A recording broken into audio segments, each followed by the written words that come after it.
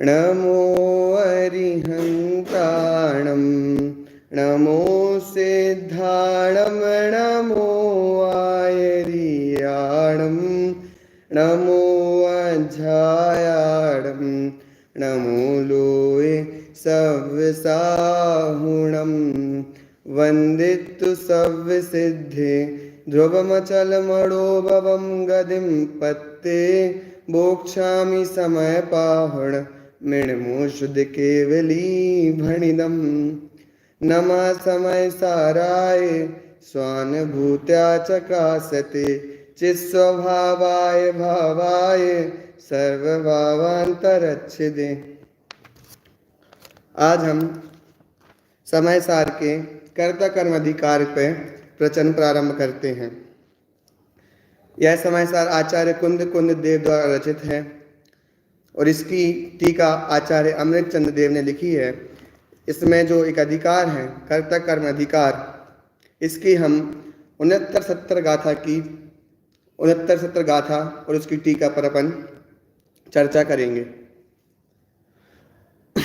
देखो इस अधिकार का नाम ही क्या है, कर्ता कर्म अधिकार। तो इसमें जो जीव की कर्ता कर्म की भूल है उसको मिटाने की इसमें बात की गई है। जीवादि अधिकार में एकत्वमत की बात की गई है। अब यहाँ पे कर्ता और भोक्ता की बात की गई है कि जीव कर्ता भोक्ता जो अज्ञानता से किसको मानता है उसका निराकरण इस अधिकार में किया गया है। अब अपन देखें तो अपन शुरुआत से ही देखें तो अपन को दुख किस बात का है। अपन सब बोलेंगे, आप चर्चा हमेशा ही करते कि दुख है, कभी सुख की बात ही तो करो। तो वही बोल रहे अपन सब दुख है और सुख चाह रहे हैं। और दुख क्यों हो रहा है? क्यों? क्योंकि अपन संसार में हैं। संसार अवस्था किसका नाम है?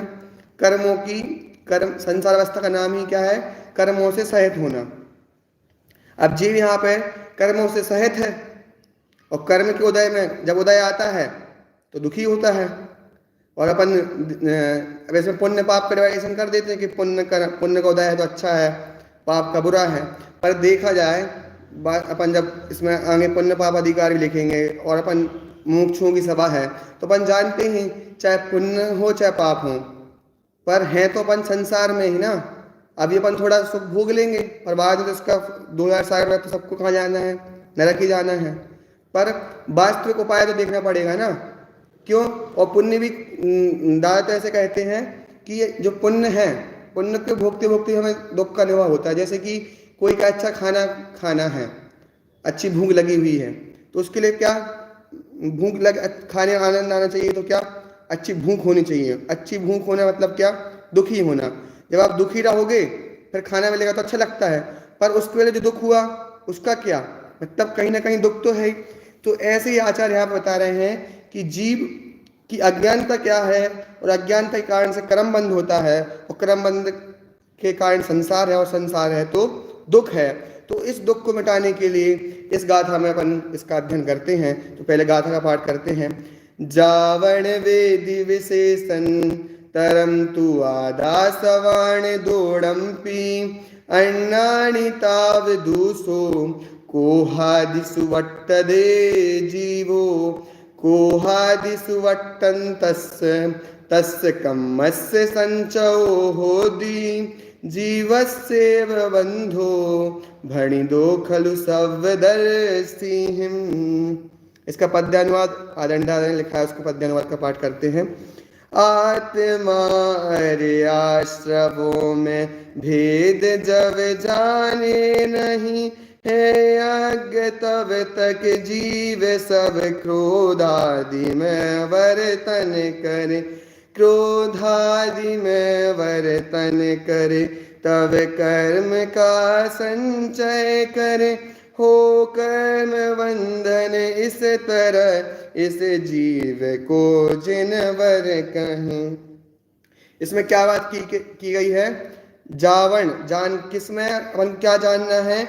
आत्मा और आश्रमों में विशेषकर भेद जानना है। क्यों जानना है? भेद क्यों जानना है? क्योंकि अब भेद तब जानेंगे जब हम उसको एक मान रहे होंगे। मतलब अपन आत्मा और आश्रमों में भेद नहीं जानते हैं तो उसको भेद जानने की बात कह रहे हैं, क्योंकि भेद है भेद नहीं होता तो जानने की बात क्यों करते? तो आत्मा और आश्रवों में भेद है तो आचार्य उसको बात कह रहे हैं। और जो आत्मा और आश्रव में भेद नहीं जानता है वो क्या होता है? अज्ञानी होता है। तो आत्मा और आश्रमों को भेद नहीं जानना क्या है? अज्ञानता है। और क्या होता है? अज्ञानता से क्रोध आदि में प्रवर्तन करता है। क्रोध आदि प्रवर्तन करता है तो क्या होता है? कोहादिषु वर्तन तस्य तस्य कर्मस्य संचय होति। तो क्या होता है? कर्म का संचय होता है और जीव इससे बंधन को प्राप्त होता है। ऐसा क्या किसने कहा है? जिनेन्द्र भगवान ने कहा है। आचार्य देव यहाँ पे भणी दो खलु सव्यदर्शी हैं, वास्तव में जो खलु शब्द है वास्तव में, और सव्यदर्शी है मतलब सर्वज्ञ भगवान कह रहे हैं। यहाँ पे आचार्य को सर्वज्ञ की साक्षी देनी पड़ रही, जिनेन्द्र भगवान की साक्षी देनी पड़ रही। क्यों? क्योंकि हम आज तक ये जानते ही नहीं, हम तो यही समझते हैं कर्म बंद होता है किस कारण से? कि हमने किसी का बुरा कर दिया, अच्छा कर दिया, या हमने मंदिर में, जैसे छोटा बच्चा को अपन क्या सिखाते हैं, मंदिर में आप अच्छे अच्छे काम करना है, खाना पीना नहीं है, किसी की चोरी नहीं करना है। इससे क्या होता है? कर्म का बंध होता है, पाप लगता है। पर आचार्य देव कह रहे हैं सबसे बड़ी पाप, सबसे बड़ी भूल है तो वो कोई है तो वो है आत्मा और आश्रमों में भेद नहीं जानना। यही सबसे बड़ी भूल है और यही क्या है? कर्म बंधन का कारण है। इसके पहले अपन सबका माइंडसेट आज तक कभी नहीं सोचा नहीं हुआ क्या कि हम आत्मा और आश्रमों में भेद नहीं जानते हैं, इस कारण से हमें कर्म बंध हो रहा है। ऐसा किसी ने सोचा कि हमें तो बाल बोध बचपन से पढ़ रहे हैं, बाल बोध पढ़ रहे हैं, वितरक ज्ञान पढ़ रहे हैं, पर हमने कभी सोचा कि हमने आत्मा और आश्रमों में भेद जान लिया तो हमें कर्म बंधन नहीं होगा? नहीं। क्यों? क्योंकि हमें लगता ही नहीं है कि आत्मा और आश्रम में भेद जानने से हमारा कर्म बंधन रुक जाएगा, या हमें आत्मा और आश्रम में भेद नहीं जानने से कर्म का बंध होता है।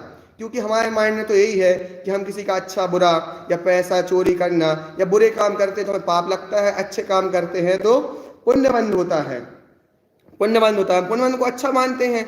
हाँ, तो क्या हम तो कर्म बंध को अच्छा ही समझते हैं, पर एक कभी नहीं समझते कि हम आत्मा और आश्रमों में भेद नहीं जानने के कारण से हमारी अज्ञानता है और अज्ञानता के कारण से हमें कर्म बंद हो रहा है। तो इसलिए आचार्य को साक्षी देनी पड़ रही है क्या?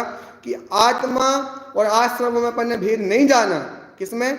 आत्मा और आश्रमों में भेद नहीं जाना तो हमें नहीं जानने के कारण से हमें कर्मों का बंधन हो रहा है। ठीक है, ये बात तो हम समझ गए कि आत्मा और आश्रम में भेद जान लेंगे तो आचार्य तो ये कह रहे हैं कि जब तक ये आत्मा और आश्रम में भेद नहीं जानेगा तब तक अज्ञानी रहता है, और अज्ञानी है तो क्रोधादि में प्रवर्तन करेगा, और क्रोधादि में प्रवर्तन करेगा तो निश्चित ही कर्म का बंध होगा। और जैसे ही यह आत्मा और आश्रमों में भेद जान लेगा तो ज्ञानी हो जाएगा और इसको कर्मों का बंध नहीं होगा। ये तो सिंपल सी बात आचार्य कुंद देव ने इस गाथा में बता दी कि आत्मा और आश्रमों में भेद जानने चाहिए, क्योंकि भेद है, भेद नहीं होता तो जानने की बात क्यों करते? इसलिए इन्होंने कहा है कि इसमें विशेष अंतर जानो। किसमें? आत्मा और आश्रमों में। आत्मा और आश्रमों में अपन ने भेद जान लिया कि ये दोनों अलग अलग हैं। अब चाहे वो अच्छा कर्म हो चाहे बुरा कर्म हो, है तो क्या? आश्रव।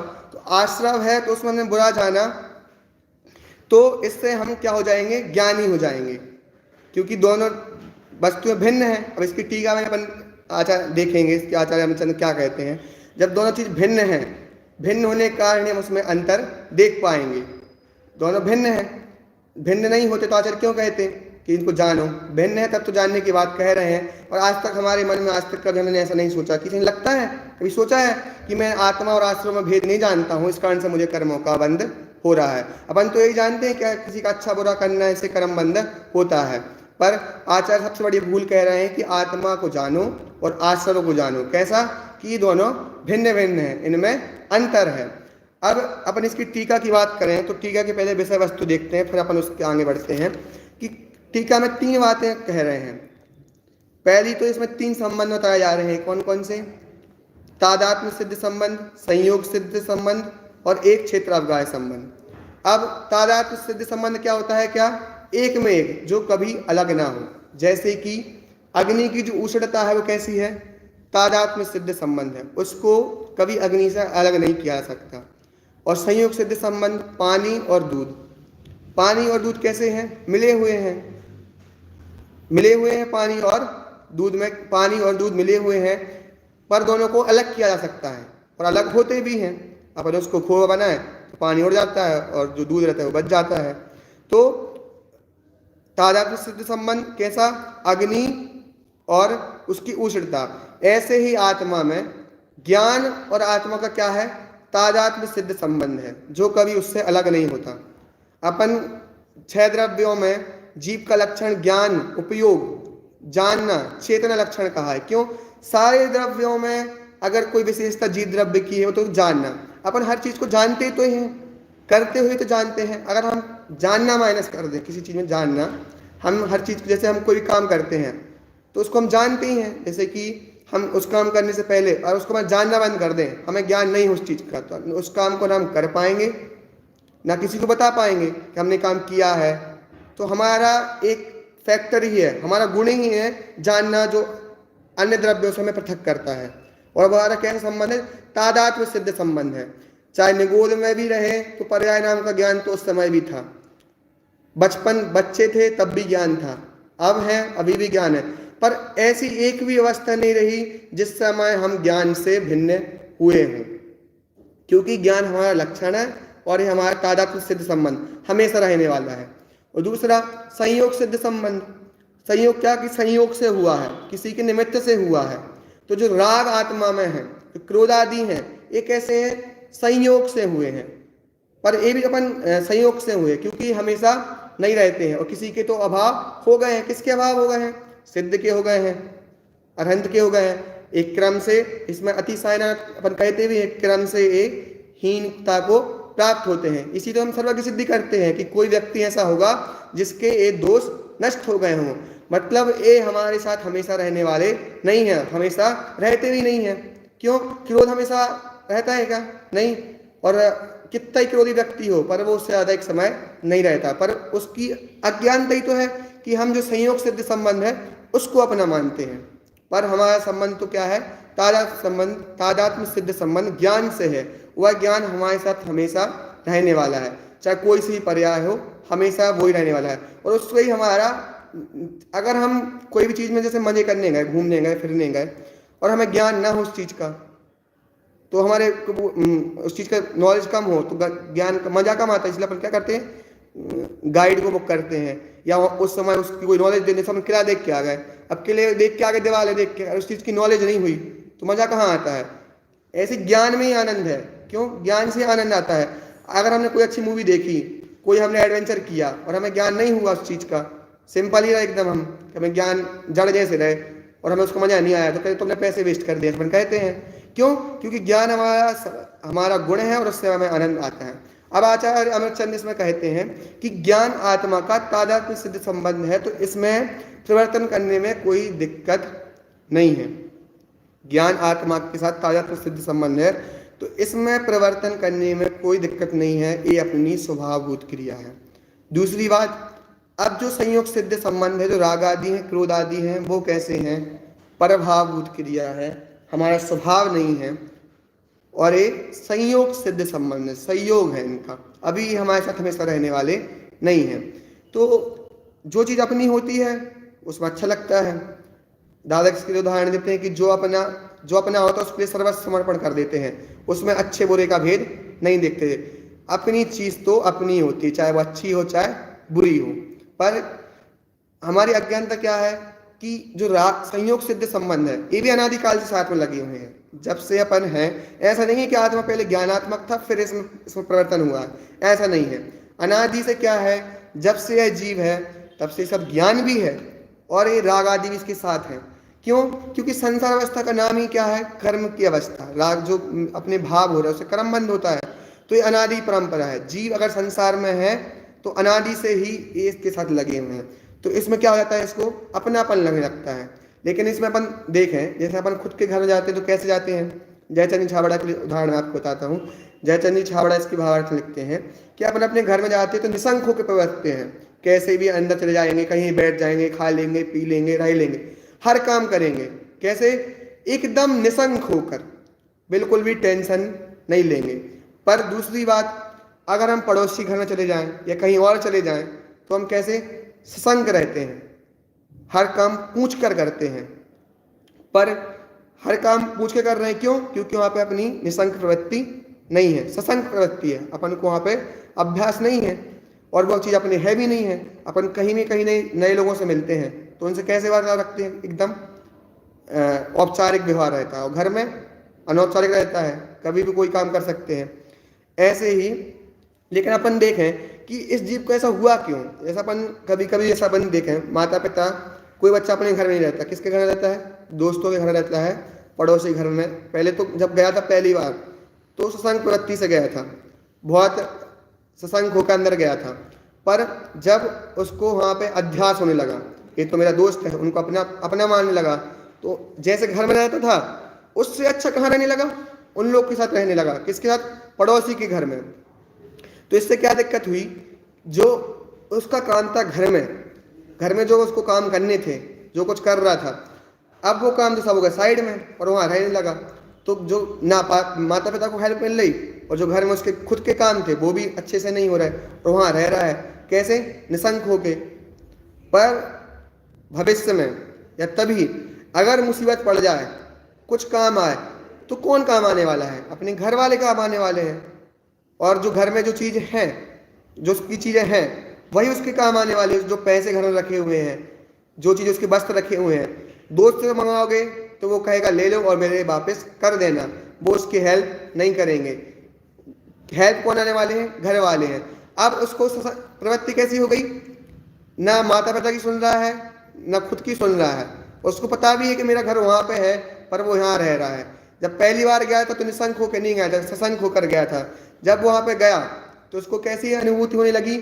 यह घर तो मेरा ही है, पर जब विपदा आएगी तो वापस कहाँ जाना पड़ेगा? अपने ही घर जाना पड़ेगा। तो यहाँ पे आचार्य देव वही कह रहे हैं कि भाई जो तेरा ज्ञान है वो तेरा संयोग सिद्ध संबंध है, वही तेरे काम आने वाला, वही तेरा स्वभाव है। ये संयोग सिद्ध संबंध कितनी देर है? इसमें आचार्य 72 गाथा में तो कहते हैं ये तो अनित्य है, असरण है, दुख के कारण है, दुख को देने वाले हैं। तो क्यों इनको कह रहा है? ये तो आधा सुबह बताए थे, 7 कर्म है, उसमें एक मोहिनी है, वो भी अपने अज्ञानता, जिस कारण से 7 कर्म आने वाले हैं। एक कर्म तो निसंतान और निपूते ही मरते हैं। इनका उदय आया, फिर रुक के दिखाएं, इनकी एक समय की भी हिम्मत नहीं है कि अपने साथ एक समय भी रह सके। इनका काम हुआ, उदय दिया और चले गए। तो अब हमारी बात क्या आचार्य कह रहे हैं कि आप जो इसमें निसंक होकर प्रवृत्ति कर रहे हो, आप इसमें निसंक होकर प्रवृत्ति मत कीजिए। किसमें? क्रोध आदि में, राग आदि भावों में। इससे क्या होता है? इससे यह होता है कि जो ये अज्ञानता है, कर्ता कर्म संबंधी अज्ञान का समझता है मैं करता हूं और एक क्रोध आदि मेरे कर्म है। मैंने क्रोध किया, मैंने गुस्सा किया, मैंने मान किया, मैंने माया की, मतलब कि जो परिणाम हुए हैं इनका कर्ता मैं ही हूं, इनके कर्ता तुम नहीं हो। तुम तो अपने ज्ञान के कर्ता हो। समय सार में तो इसको पुद्गल का कर्ता कहा है, पुद्गल इनका कर्ता बन जाएगा भी। भले जो भाव है समय सार में तो इनको पुद्गलों का कर्ता कहा जाएगा। तू इनका कर्ता नहीं है, तू तो अपने ज्ञान स्वभाव का कर्ता है। जो जान दी हवे जो जान दी सो हवे दी जानी, जो जानता देखता अनुभव करता है वही ज्ञानी है। और जो नहीं जानता है, इन्हें भेद नहीं जानता है, इनको एक मानता है, उसको आचार्य क्या संज्ञा दे रहे हैं? अज्ञानी दे रहे हैं। अमृतचंद आचार्य तो उसको मूढ़ भी कहेंगे, पशु भी कहेंगे। क्यों? क्योंकि तूने इसको भेद नहीं जाना। अब देख क्या होता है कि इनमें भेद कैसे? अब पुण्य पाप के फल को तो कोई भी दूर कर लेगा, अलग मान लेगा, उस समय तो भेद विज्ञान कर लेता है, पर पुण्य को देखो कौन दूर करना चाहता है? जो संयोग मिलते हैं, जो घर मिलता है, जो चीजें मिलती है, उनको अपना मानता है और ये मेरे द्वारा ही किए गए हैं। और कभी कभी तो बहुत अफसोस में भी कहता है यार मैं बहुत क्रोधी हूँ, मुझे क्रोध छोड़ना है। आचार्य तो पहले ही कह रहे हैं कि तेरा स्वभाव है नहीं, तेरा स्वभाव तो ज्ञान है, तूने इसको जान लिया। किसको? आचार्य ने नहीं कहा तू इसको छोड़ दे, इसको कर दे, नहीं। वो तो क्या कह रहे हैं कि तू आत्मा और आश्रवों में भेद जान, तो तेरी अज्ञान संबंधी जो कर्ता कर्म प्रवृत्ति है वो मिटेगी और मिटेगी। और इसको मिटा ली तो तुम्हारी क्या हो जाएगी? तुम ज्ञानी बन जाओगे। कितना सरल उपाय दिया ज्ञानी बनने का, क्या? सिर्फ डिफरेंस जानना है और कुछ नहीं। फिर इसमें आचार्य एक प्रश्न उठाएंगे कि डिफरेंस जानने मात्र से हो जाएगा काम, तो अभी अपन उसको देखेंगे कि डिफरेंस जानने मात्र से कैसा हो जाएगा। पर इसमें वही बताया कि 3 संबंध है ना, संयोग सिद्ध संबंध, तादात्म्य सिद्ध संबंध और एक छत्राव का। 2 पे चर्चा हो गई। ज्ञान और आत्मा का कैसा संबंध है? तादात्म्य सिद्ध संबंध है, और राग आदि का संयोग सिद्ध संबंध है। और इसको जब संयोग सिद्ध संबंध को अपना मानता है तो कर्मों का संचय होता है। कर्मों के संचय से हमें क्या मिलते हैं? उनके उदय से हमें 9 कर्म मिलते हैं, शरीर मिलता है। इससे हमारा क्या? शरीर इसके साथ से एक क्षेत्र अवगाह संबंध बन जाता है। पर हमने वो उदाहरण देखा जयचंद छाबड़ा का कि घर में अपन जैसे रह रहे थे ऐसे पड़ोसी घर में रहने लगोगे तो दिक्कत आ जाएगी। पड़ोसी तुम्हें रहने तो देगा, तुम्हारा दोस्त है, सब काम करने देगा, पर तुम्हारी मदद नहीं करेगा। जब मदद की वक्त आएगा तो तुम्हारे घर वाले और तुम्हारा ज्ञान, मतलब तुम्हारी जो चीजें हैं वही काम आएगी। ऐसे ही इस संसार में तुम्हें कोई काम करने वाला है, कोई हेल्प करने वाला है, तो तुम खुद ही हो। क्यों? कि ज्ञान कोई अलग चीज नहीं है कि ज्ञान अलग है, आत्मा अलग है। ज्ञान ही आत्मा है। और हम देख लो, अगर हमारा जानने का गुण माइनस कर दो तो हम में और अजीब में क्या फर्क है? हम हर चीज जानने के उससे तो कर रहे हैं। मूवी देख रहे हैं, किसी व्यक्ति, जैसे हमारे दोस्त हैं, अब वो हर बार आता मूवी देखने मेरे साथ, उसको मूवी समझ में नहीं आती, पूरी मूवी 3 घंटे की देखता है और फिर पूछता है मूवी में क्या हुआ। तो अपन बोले तेरे बुद्धि नहीं है क्या, तूने नहीं देखी मूवी? तो अपन उससे ही बात करते हैं कि क्या, कि ज्ञान है और ज्ञान से समझ में आता है तो आनंद आता है। ज्ञान नहीं हो और मूवी देखने चले तो अपन कहते हैं हमें मजा नहीं आया। जैसा पंचकर्णक हो रहा है, कोई चीज हो रही है अपने अनुकूल नहीं हो रही है, अगर भाषा दूसरे में हो रही है तो अपन को उसका ज्ञान नहीं हो रहा है, तो अपन को आनंद नहीं आ रहा है। तो वही बात है कि हाँ, हमारा संबंध ज्ञान से है और ज्ञान संबंध रहता है तो हमें उससे आनंद भी आता है। और संयोग सिद्ध संबंध तो जाने वाले हैं, अनित्य हैं, अशरण हैं, दुख के कारण हैं, वो तुम्हारे काम आने वाले नहीं हैं। तो इन तीनों संबंध में आचार्य यही कह रहे हैं कि तुम अपने ज्ञान संबंध को ही अपना मानो, वही तुम्हारे काम आने वाला है। अब आचार्य अमृतचंद्र जयसेनाचार्य एक प्रश्न उठाते हैं, शंका उठाते हैं कि हमने इतना जान लिया कि आत्मा अलग है, आश्रव अलग है, तो काम बन जाएगा। ये तो हम कर सकता। अपन हॉस्टल में पढ़ रहे आए, तुम 6 से पढ़ रहे हो, तो तुमने आत्मा आश्रमों को पढ़ा कि नहीं पढ़ा? बालबोध में, वितरा विज्ञान में आत्मा अलग है और आश्रव अलग है। पर तुम्हारे जानने से आत्मानुभव हुआ क्या? आत्मानुभव मतलब वही प्रश्न हुआ कि हमने तो जान लिया। अपन छोटे बच्चे से पूछो जिसने 7 तत्व पढ़ लिए हैं, तो वही कहेगा कि आत्मा अलग है, क्रोध आदि अलग है, ये हमारा स्वभाव नहीं है, ये तो स्वभावुत क्रिया नहीं है, सभी कह देंगे। पर इतने जानने से आचार्य ने तो कह दिया कि जब तक आत्मा और आश्रव में भेद नहीं जानेगा तब तक अज्ञानी रहेगा, इनमें भेद जान लिया तो ज्ञानी हो जाएगा। तो जयसेनाचार्य की शंका उठाते हैं क्या कि इतना हमने जान लिया तो क्या इससे आत्मानुभव हो गया? तो वे क्या कहते हैं, किंच यावत क्रोधाद्या आश्रभावेभ्यो भिन्नम शुद्धात्म स्वरूपम स्वसंवेद ज्ञान बलेन ना जानाति तावत्कालीन अज्ञानी भवति। जब तक स्वसंवेदन ज्ञान से बलपूर्वक नहीं जानेगा क्या कि ये आत्मा है और ये आश्रव है, इसको भेद ज्ञान स्वसंवेदन ज्ञान से बलपूर्वक जानना पड़ेगा। कैसा? कि जानने के साथ मानना भी कि नहीं ये आत्मा है और ये आश्रव है, ये मैं हूँ, मेरा संबंध तो ज्ञान के साथ तादात्म्य सिद्ध संबंध है, मेरा संबंध राग से नहीं है। तो ये आचार्य जयसेन वही कह रहे हैं कि जब तक हम स्वसंवेदन ज्ञान से बलपूर्वक यह नहीं जानेंगे कि आत्मा अलग है और आश्रव अलग है, तब तक हमारा क्या है, अज्ञानी सन अज्ञान जना कर्ति कर्म प्रवृत्तिम ना मुंचति तस्मात् बंध भवति बंध संसारः परिभ्रमति इति अभिप्रायः। वो कह रहे हैं कि जब तक आप स्वसंवेदन ज्ञान से इसको नहीं मानोगे, नहीं जानोगे, तब तक आपकी अज्ञान कर्ता कर्म प्रवृत्ति नहीं जाने वाली है। जैसे ही आपने स्वसंवेदन ज्ञान बल से जान लिया क्या कि आत्मा अलग है और आश्रव अलग है, तभी आपको कर्मों का संचय नहीं होगा। पर मैं तो यही कह रहा हूँ, अपन ने गाथा पढ़ ली, 69-70 पढ़ ली, जयसेनाचार्य का भी उदाहरण पढ़ लिया कि स्वसंवेदन ज्ञान से बलपूर्वक जानना है। पर अपन ऐसा कभी जानते हैं, मानते हैं कि मैं आत्मा और आश्रव में भेद नहीं जाना, इस कारण से मुझे कर्मों का बंध हो रहा है। अपन तो ये सोचते कुछ करते हैं तब कर्मों का बंध होता है, किसी का बुरा किया, अच्छा किया, ऐसी मान्यता अंदर पड़ी हुई है कि हम मंदिर में बच्चों से सिखाते हैं कि तुम ऐसा मत करो, तुम्हारे मंदिर में तुम ऐसा करोगे तो पाप लगेगा और इससे कर्म बंद होंगे। मतलब हम कुछ करने, किसी का बुरा अच्छा करने को ही कर्म बंद का कारण मानते हैं। आज तक कभी नहीं जानते कि हमने आत्मा को नहीं जाना, और आत्मा को मानते हैं कि आत्मा को जानना पड़ेगा तब समंजस होगा, पर आत्मा और आश्रव में भेद नहीं जाना कि आत्मा अलग है और आश्रव अलग है, ऐसा भेद नहीं जाना। हम मानते भी नहीं है कि आत्मा और आश्रव के भेद न जानने से हमें कर्म का बंध हो रहा है। आचार्य तो यही कह रहे हैं कि ज्ञानी अज्ञानी की डेफिनेशन यही है कि आत्मा और आश्रवों को भेद जान लिया तो तुमने कर्ता कर्म की प्रगति को मिटा दिया। दादा ऐसा कहते हैं कि आश्रव का वर्णन किया हमने, 57 प्रकार के आश्रव का वर्णन किया, हर एक चीज का वर्णन किया हमने। आश्रव के लिए मोटे मोटे ग्रंथ लिख दिए, पर उसमें ये लिखा आश्रव हे हैं, आश्रव हे हैं, आत्मा से भिन्न है, और अपन ने बात नहीं जानी कि ये विपरीत है, दुख के कारण है, और ऐसा नहीं जाना और पूरा आश्रव का वर्णन कर दिया तो ये आश्रव का वर्णन पूरा नहीं हुआ। पर आपने अंत में लाइन लिख दी कि आश्रव आत्मा से भिन्न है, और इससे आत्मा अलग वस्तु है और आश्रव अलग वस्तु है।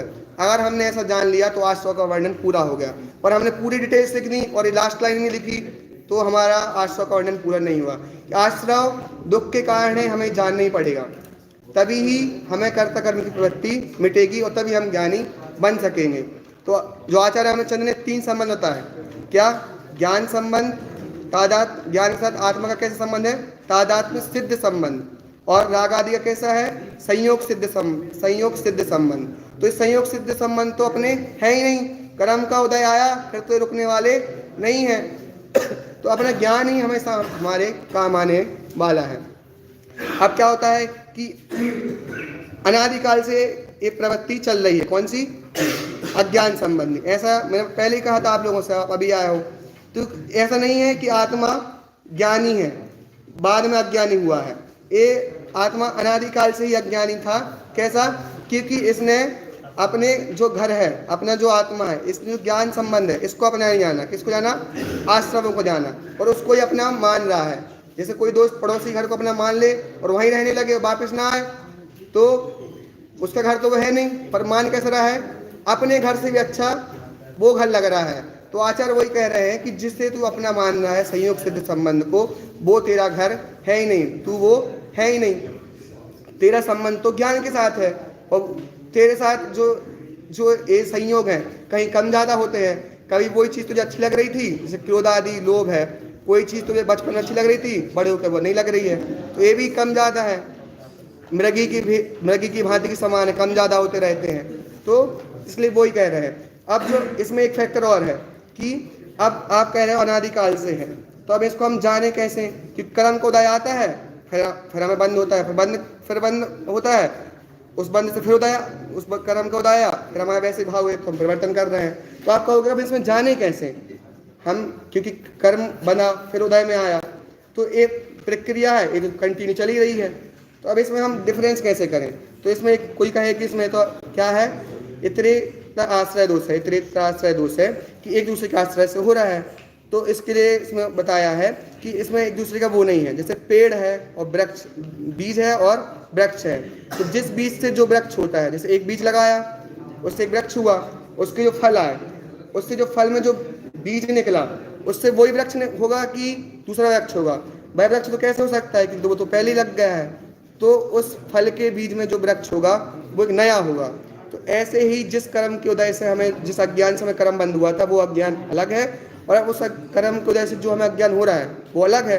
तो आप कहोगे तो प्रक्रिया चलती जा रही है, इसका अंत कब आएगा? तो अनादि परंपरा में इसका अंत नहीं। अपन ने कोई चीज़ अनादि से कह दी तो वो फिर उसमें अनवस्था दोष नहीं आता है। क्यों? क्योंकि आप कहेगी अज्ञान से कर्म, कर्म को अज्ञान, ऐसे चलता जाएगा। तो और अनादि से कहने और अपन कहे अनादि ना माने, तो कहीं ना कहीं इसकी शुरुआत माननी पड़ेगी। शुरुआत माननी पड़ेगी तो कोई ना कोई बनाने वाला चाहिए, कोई ना कोई एक प्रक्रिया चाहिए। तो वो बात भी नहीं है, तो इसको अनादि मानने में ही सही लगता है। क्या? कि जो अज्ञान की प्रवृत्ति है वो अनादिकाल से ही है। तो अब हम इसको सार में देखते हैं कि हमने जान लिया कि आत्मा और आश्रम में भेद जानेंगे, तो वो कैसे? जयसेनाचार्य ने क्या लिखा है? स्वसंवेदन ज्ञान बल से और बलात्पूर्वक। कैसे? बलपूर्वक जानना पड़ेगा कि आत्मा और आश्रम अलग अलग हैं, और हमारा जो ज्ञान संबंध है, जो तादात्म्य सिद्ध संबंध ज्ञान ही है, और वो हमेशा हमारे साथ हमेशा रहने वाला है। संयोग सिद्ध संबंध, दादा की भाषा में कहें तो जो निसंतान और निपुते ही मनने वाले हैं वो तुम्हारे साथ देने वाले है भी नहीं। और पड़ोसी घर में जाके रहोगे तो पड़ोसी कभी कभी निकाल ही देगा, और हम अपने घर में रहोगे तो कोई कभी निकालने वाले नहीं है, क्योंकि उस घर के मालिक तो तुम ही हो। वो ज्ञान ही आपका ज्ञान ही वो चीज़ है जो आपके साथ हमेशा रहने वाली है। तो ऐसे ही हम कर्ता कर्म वृत्ति को मिटाएं और अपने ज्ञान स्वभाव को जानें। श्री मंगल।